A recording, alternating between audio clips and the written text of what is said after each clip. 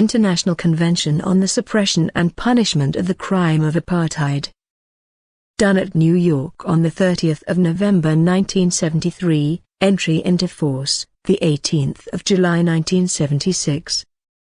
The states parties to the present convention. Recalling the provisions of the Charter of the United Nations, in which all members pledged themselves to take joint and separate action in cooperation with the Organization for the Achievement of Universal Respect for, and Observance of, Human Rights and Fundamental Freedoms for all without distinction as to race, sex, language or religion. Considering the Universal Declaration of Human Rights, which states that all human beings are born free and equal in dignity and rights, and that everyone is entitled to all the rights and freedoms set forth in the Declaration, without distinction of any kind, such as race, color or national origin. Considering the Declaration on the Granting of Independence to Colonial Countries and Peoples, in which the General Assembly stated that the process of liberation is irresistible and irreversible, and that, in the interests of human dignity, progress and justice, an end must be put to colonialism and all practices of segregation and discrimination associated therewith. Observing that, in accordance with the International Convention on the Elimination of All Forms of Racial Discrimination, states particularly condemn racial segregation and apartheid and undertake to prevent, prohibit and eradicate all practices of this nature in territories under their jurisdiction. Observing that, in the Convention on the Prevention and Punishment of the Crime of Genocide, certain acts which may also be qualified as acts of apartheid constitute a crime under international law. Observing that, in the Convention on the Non-Applicability of Statutory Limitations to War Crimes and Crimes Against Humanity, inhuman acts resulting from the policy of apartheid are qualified as crimes against humanity. Observing that the General Assembly of the United Nations has adopted a number of resolutions in which the policies and practices of apartheid are condemned as a crime against humanity. Observing that the Security Council has emphasized that apartheid and its continued intensification and expansion seriously disturb and threaten international peace and security. Convinced that an international convention on the suppression and punishment of the crime of apartheid would make it possible to take more effective measures at the international and national levels with a view to the suppression and punishment of the crime of apartheid. Have agreed as follows. Article 1. 1. The states parties to the present convention declare that apartheid is a crime against humanity and that inhuman acts resulting from the policies and practices of apartheid and similar policies and practices of racial segregation and discrimination, as defined in Article 2 of the Convention, are crimes violating the principles of international law, in particular the purposes and principles of the Charter of the United Nations, and constituting a serious threat to international peace and security. 2. The states parties to the present convention declare criminal those organizations, institutions and individuals committing the crime of apartheid. Article 2. For the purpose of the present convention, the term the crime of apartheid, which shall include similar policies and practices of racial segregation and discrimination as practiced in Southern Africa, shall apply to the following inhuman acts committed for the purpose of establishing and maintaining domination by one racial group of persons over any other racial group of persons and systematically oppressing them. A. Denial to a member or members of a racial group or groups of the right to life and liberty of person. I. By murder of members of a racial group or groups. 2. By the infliction upon the members of a racial group or groups of serious bodily or mental harm, by the infringement of their freedom or dignity, or by subjecting them to torture or to cruel, inhuman or degrading treatment or punishment. 3. By arbitrary arrest and illegal imprisonment of the members of a racial group or groups. B. Deliberate imposition on a racial group or groups of living conditions calculated to cause its or their physical destruction in whole or in part. C. any legislative measures and other measures calculated to prevent a racial group or groups from participation in the political, social, economic and cultural life of the country, and the deliberate creation of conditions preventing the full development of such a group or groups, in particular by denying to members of a racial group or groups basic human rights and freedoms, including the right to work, the right to form recognized trade unions, the right to education, the right to leave and to return to their country, the right to a nationality, the right to freedom of movement and residence, the right to freedom of opinion and expression, and the right to freedom of peaceful assembly and association. D. Any measures, including legislative measures, designed to divide the population along racial lines by the creation of separate reserves and ghettos for the members of a racial group or groups, the prohibition of mixed marriages among members of various racial groups, the expropriation of landed property belonging to a racial group or groups or to members thereof, exploitation of the labor of the members of a racial group or groups, in particular by submitting them to forced labor, f. persecution of organizations and persons, by depriving them of fundamental rights and freedoms, because they oppose apartheid. Article 3. International criminal responsibility shall apply, irrespective of the motive involved, to individuals, members of organizations and institutions and representatives of the state, whether residing in the territory of the state in which the acts are perpetrated or in some other state, whenever they a. commit, participate in, directly incite or conspire in the commission of the acts mentioned in Article 2 of the present Convention. b. Directly abet, encourage or cooperate in the commission of the crime of apartheid.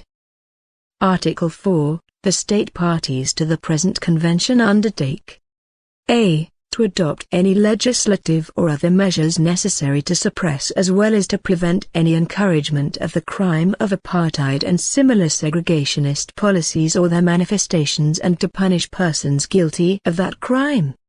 b. To adopt legislative, judicial and administrative measures to prosecute, bring to trial and punish in accordance with their jurisdiction persons responsible for, or accused of, the acts defined in Article 2 of the present Convention, whether or not such persons reside in the territory of the state in which the acts are committed or are nationals of that state or of some other state or are stateless persons.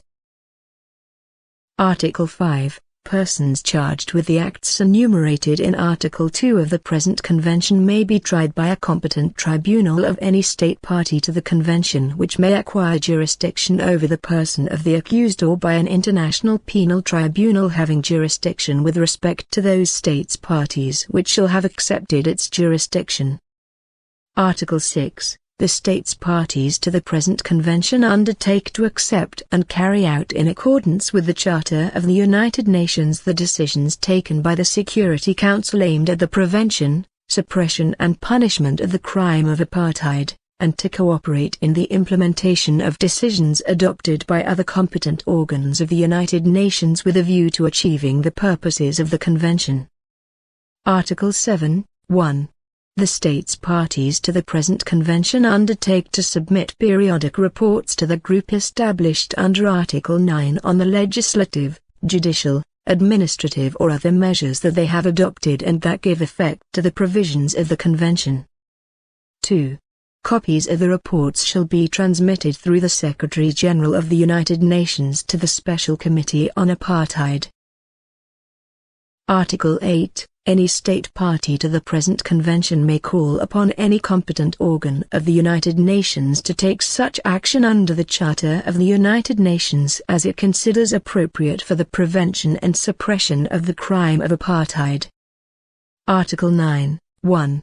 The chairman of the Commission on Human Rights shall appoint a group consisting of 3 members of the Commission on Human Rights, who are also representatives of states parties to the present Convention, to consider reports submitted by states parties in accordance with Article 7. 2. If, among the members of the Commission on Human Rights, there are no representatives of states parties to the present Convention, or if there are fewer than 3 such representatives, The Secretary-General of the United Nations shall, after consulting all states parties to the Convention, designate a representative of the state party or representatives of the states parties which are not members of the Commission on Human Rights to take part in the work of the group established in accordance with paragraph 1 of this article, until such time as representatives of the states parties to the Convention are elected to the Commission on Human Rights. 3. The group may meet for a period of not more than 5 days, either before the opening or after the closing of the session of the Commission on Human Rights, to consider the reports submitted in accordance with Article 7. Article 10. 1. The states parties to the present convention empower the Commission on Human Rights a. to request United Nations organs, when transmitting copies of petitions under Article 15 of the International Convention on the Elimination of All Forms of Racial Discrimination, to draw its attention to complaints concerning acts which are enumerated in Article 2 of the present Convention. b. To prepare, on the basis of reports from competent organs of the United Nations and periodic reports from states parties to the present Convention, a list of individuals, organizations, institutions and representatives of states which are alleged to be responsible for the crimes enumerated in Article 2 of the Convention, as well as those against whom legal proceedings have been undertaken by states parties to the Convention. c. To request information from the competent United Nations organs concerning measures taken by the authorities responsible for the administration of trust and non-self-governing territories, and all other territories to which General Assembly Resolution 1514, 15, of the 14th of December 1960 applies, with regard to such individuals alleged to be responsible for crimes under Article 2 of the Convention who are believed to be under their territorial and administrative jurisdiction. 2. Pending the achievement of the objectives of the Declaration on the Granting of Independence to Colonial Countries and Peoples, contained in General Assembly Resolution 1514, 15. The provisions of the present Convention shall in no way limit the right of petition granted to those peoples by other international instruments or by the United Nations and its specialized agencies. Article 11, 1. Acts enumerated in Article 2 of the present Convention shall not be considered political crimes for the purpose of extradition. 2.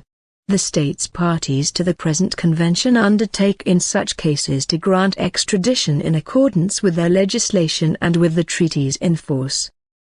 Article 12. Disputes between states parties arising out of the interpretation, application or implementation of the present Convention which have not been settled by negotiation shall, at the request of the states parties to the dispute, be brought before the International Court of Justice, save where the parties to the dispute have agreed on some other form of settlement. Article 13. The present Convention is open for signature by all states.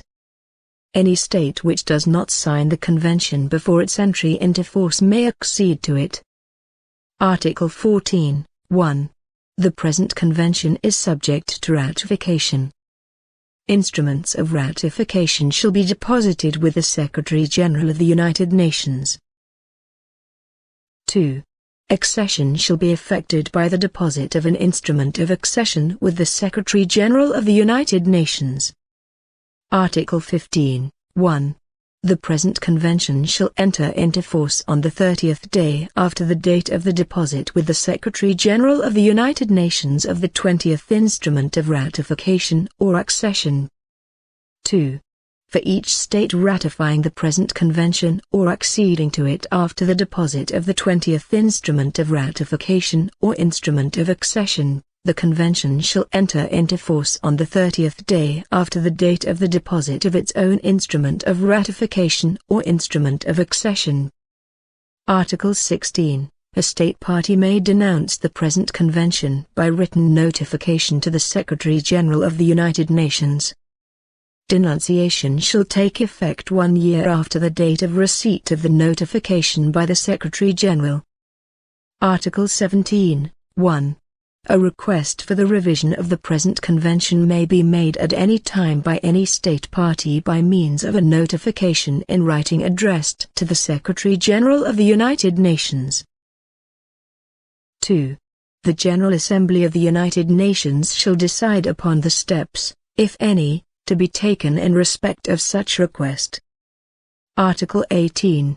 The Secretary-General of the United Nations shall inform all states of the following particulars: a. Signatures, ratifications and accessions under Articles 13 and 14, b. The date of entry into force of the present convention under Article 15, c. Denunciations under Article 16, d. Notifications under Article 17. Article 19, 1. The present convention, of which the Chinese, English, French, Russian and Spanish texts are equally authentic, shall be deposited in the archives of the United Nations. 2. The Secretary-General of the United Nations shall transmit certified copies of the present convention to all states,